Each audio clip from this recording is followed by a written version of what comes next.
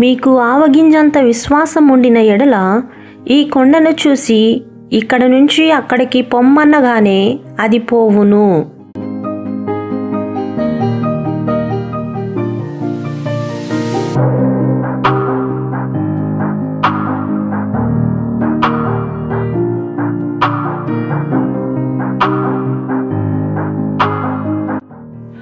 మీకు అసాధ్యమైనది ఏదియూ నుండదని నిశ్చయముగా మీతో చెప్పుచున్నాను.